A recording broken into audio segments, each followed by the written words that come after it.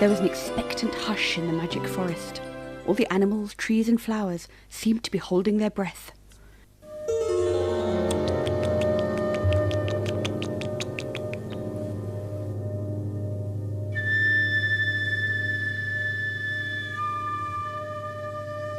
If anyone dared to say anything at all, then it was whispered really softly. "Is it time yet?" The mouse squeaked even more shyly than usual. "Shh!" the old tree commanded in an imposing voice. "Shall I go and have a look?" asked the squirrel. "No, don't, Bushy," the turtle replied. "You will make way too much noise rustling in the leaves. We must be patient." But to remain patient was difficult for the animals.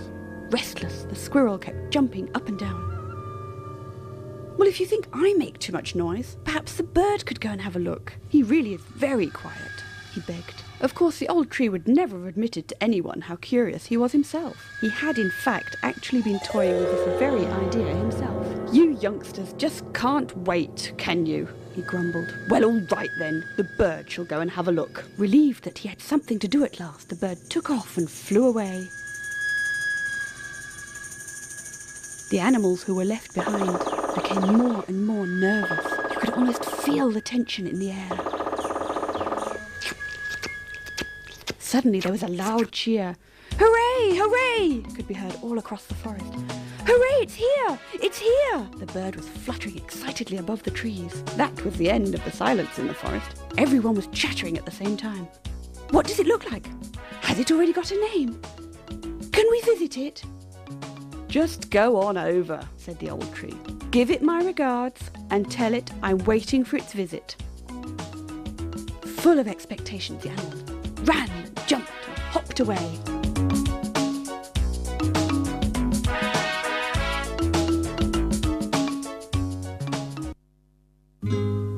Mother Deer looked at her baby with pride. Father Stag, too, was watching his fawn with benevolence. Suddenly he raised his ears. "I think we're going to have visitors," he said. "Oh, how pretty! How lovely!" the animals were whispering to each other. "It's the prettiest little fawn that's ever been born in the magic forest. It really looks golden," the squirrel said enthusiastically. "What's its name?" Clover the rabbit asked. "We don't know yet," said the father. "We haven't had time to think of a name." "But Bushy's just found it," said the mother deer. Bushy was surprised. "I have? I've given it a name?" he asked, full of amazement. "Yes," Mother Deer laughed. "Didn't you say the little fawn looks golden? So Goldie is the right name for my daughter." "Goldie, what a nice name," Bushy said happily. He had found the name for the new deer baby. Now that, in Bushy's eyes, was a commitment. Bushy swore to himself he would look after Goldie always and everywhere, and that he would never leave her alone. Soon Goldie learned to run and jump. Bushy became her best friend. He played and rollicked around with Goldie all day long. Bit by bit, Bushy showed his friend around the forest.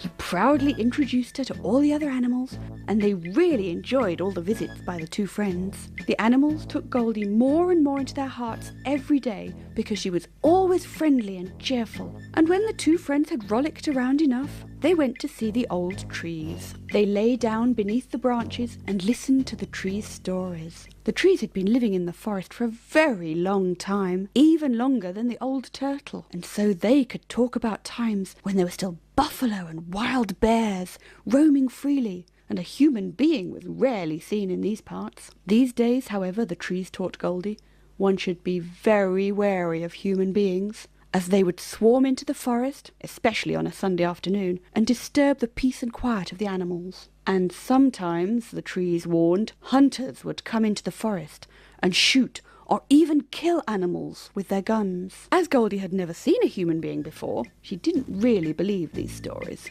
But even without human beings, the forest could be a dangerous place, as Goldie found out rather quickly.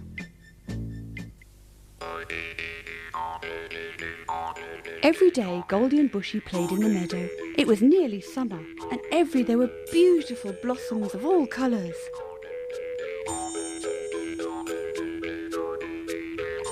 Goldie was watching the bees as they were busily collecting pollen. She found one of the bees particularly pretty and tried to nudge it with her nose again and again. The bee enjoyed this very much and played tag with Goldie. "Watch out!" Bushy shouted, but it was too late. Goldie had fallen into the pond and was thrashing wildly with her legs. "The water's not so deep," Bushy shouted. "You can stand up." And indeed, when Goldie stopped kicking around, she noticed her legs were on solid ground. She quickly jumped out of the pond. Bushy laughed so hard his stomach hurt, and the bee was also giggling away. "Stop laughing, you two. That could have happened to you just as well." "Not to me," the bee said cheerfully. "And I always look where I'm going," Bushy said, full of self-confidence. Goldie pouted, but not for long, because the day was just too pretty to sulk.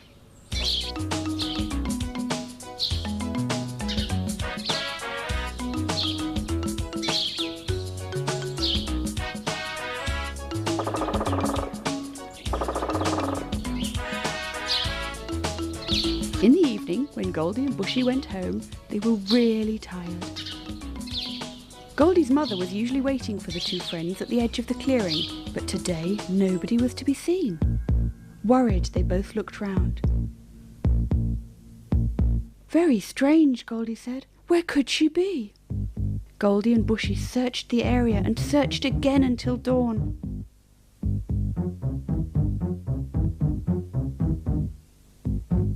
They asked all the animals whether they'd seen Goldie's mother, but nobody knew anything.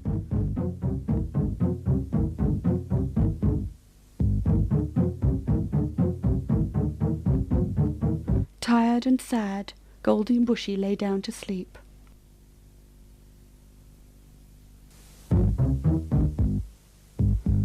The next morning they started the search all over again.